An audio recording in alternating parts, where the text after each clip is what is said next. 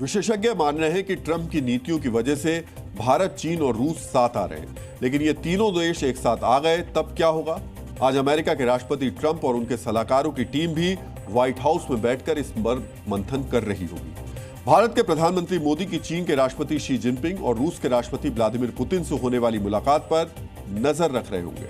हमने डीएनए में ही आपको विस्तार से बताया था कि अगर भारत, रूस और चीन मिल गए तो इनका गठबंधन रिच कितना संपन्न और शक्तिशाली हो जाएगा। यह गठबंधन अमेरिका को टेंशन में डालने वाला और भारत, चीन, रूस तीनों के लिए फायदेमंद होगा।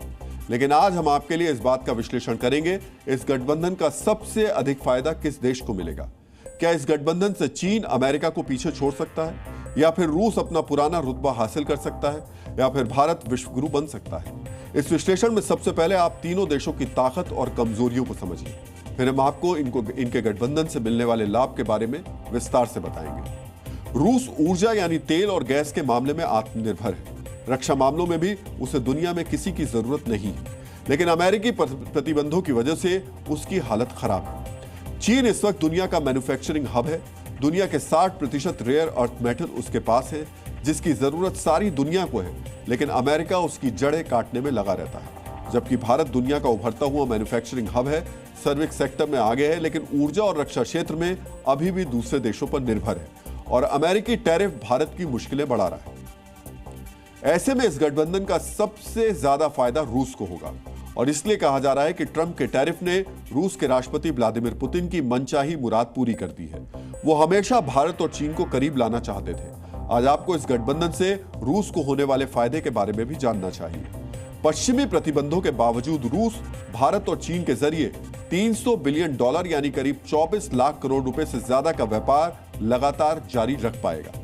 इतने बड़े बाजार के बाद उसे तेल और गैस के लिए किसी ग्राहक की जरूरत नहीं पड़ेगी और उसकी इकोनॉमी भी लगातार मजबूत होती रहेगी। यूक्रेन वॉर शुरू होने के बाद से भारत ने रूस से 11 लाख करोड़ रुपए का तेल खरीदा है, जबकि चीन ने इस दौरान रूस से 24 लाख करोड़ रुपए का तेल खरीदा। इसी वजह से रूस की इकोनॉमी प्रतिबंधों के झटके से उबर गई और गठबंधन के बाद उसकी ये कमाई जारी रहेगी। तेल की ये डिमांड ही रूस के बजट और युद्धकालीन राजस्व के लिए एक ऑक्सीजन है। रूस चीन और भारत के साथ डॉलर मुक्त व्यापार कर सकता है, जिससे अमेरिकी सिस्टम स्विफ्ट पर उसकी निर्भरता नहीं रहेगी। इसके अलावा भारत और चीन के साथ एक मंच पर दिखना रूस के उस वैश्विक अलगाव के असर को कम कर देगा जो यूक्रेन वॉर के बाद अमेरिका और उसके सहयोगी देशों के बाइकॉट से रूस को झेलना पड़ रहा है। यानी आप कह सकते हैं यह गठबंधन रूस के लिए आर्थिक जीवन रेखा है, जिससे उसे बाजार, वैकल्पिक भुगतान प्रणाली और मजबूत कूटनीतिक साझेदारी एक साथ मिल रही है। इसलिए गठबंधन में सबसे ज्यादा फायदा रूस को होगा। रूस को इस गठबंधन से सबसे ज्यादा फायदा होगा, लेकिन दूसरा नंबर इस गठबंधन का लाभ भारत को नहीं, चीन को मिलेगा। ऐसा क्यों होगा, आज आपको यह भी जानना चाहिए।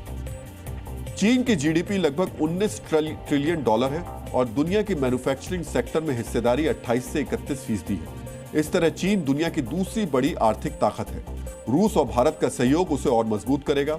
रूस से चीन सस्ती गैस और तेल का आयात करता है, जो सालाना लगभग $10 लाख रुपए है। वहीं भारत और चीन के बीच सालाना व्यापार 11 लाख करोड़ रुपए का है, जिससे भारत का व्यापार घाटा 8 लाख करोड़ से ज्यादा है। यानी भारत चीन से ज्यादा चीजें आयात करता है और चीन भारत से बहुत कम चीजें मंगाता है। यानी यहां भी चीन का फायदा है। गठबंधन के बाद चीन की मुद्रा युआन का उपयोग बढ़ेगा, जो उसे डॉलर विकल्प में बढ़त दिलाएगा। यानी रूस से सस्ती ऊर्जा और कच्चा माल खरीदना और भारत जैसे बड़े बाजारों तक अपने माल को खपाने वाला पुल चीन की इकोनॉमी को बहुत फायदा पहुंचाने वाला है। भारत को भी गठबंधन से फायदा होगा, लेकिन रूस और चीन से थोड़ा कम।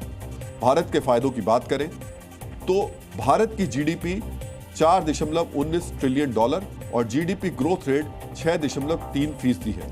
भारत भी रूस से अपनी जरूरत का 40% सस्ता तेल आयात कर रहा है, जो सालाना 5 लाख करोड़ रुपए से ज्यादा है। यानी भारत को सस्ते तेल का लाभ मिल रहा है। इसलिए भारत ने ट्रंप टैरिफ की परवाह भी नहीं की।